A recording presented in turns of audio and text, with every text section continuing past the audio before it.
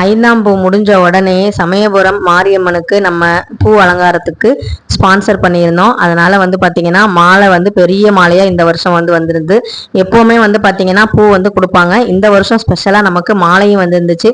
நிலைவாசல் அப்படிங்கிறது எனக்கு ரொம்ப ரொம்ப ஒரு பிடிச்சமான விஷயம். நிலைவாசலுக்குள்ள நுழையும் பொழுது 2 பக்கத்து தீபம், உருளி, மேலே வந்து பூக்கள், நெல்மணி தோரணம், விநாயகர், கற்பக விநாயகர், அதுக்கப்புறம் திருஷ்டிக்காக எலுமிச்சம்பழம், இதெல்லாம் வச்சாதான் எனக்கு வந்து பார்க்கவே வந்து நிறமா இருக்கும். அன்னைக்கு வந்து பார்த்தீங்கன்னா அந்த வீட்டுக்குள்ள வரும்போதே நமக்கு ஒரு சந்தோஷமா இருக்கும். நல்லதோ கெட்டதோ அந்த நிலைவாசலை தாண்டி தான் எதுவாக இருந்தாலும் உள்ளேயும் வரணும், வெளியேயும் போக முடியும்.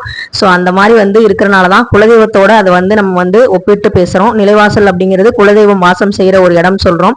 ஏன்னா குலதெய்வமும் அதே மாதிரி தான், அவங்க கிட்ட அனுமதி வாங்கிட்டு தான் யமதர்மராஜரே வந்து நம்மளை வந்து உயிரை வந்து எடுக்க முடியும். அப்படிப்பட்ட சக்தி வாய்ந்த ஒரு நிலைவாசல் பூஜை வந்து பாத்தீங்கன்னா வெள்ளி செவ்வாயில கண்டிப்பா நம்ம பண்ணணும்.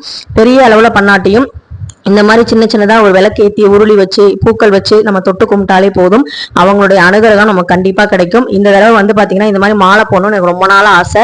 எங்க வீட்டோட பர்த்டேக்கு வந்து போடணும்னு ஆசைப்பட்டேன். ஆனா இப்ப அப்ப போட முடியல, இப்ப வந்து கிடைச்சதுல ரொம்ப ரொம்ப சந்தோஷம். கிரகப்பிரவேசத்துக்கு போட்டதுக்கு அப்புறம் இப்பதான் இந்த மாதிரி பெரிய மாலை போடுறோம். உங்களுக்கும் பிடிச்சிருந்தா லைக் பண்ணுங்க.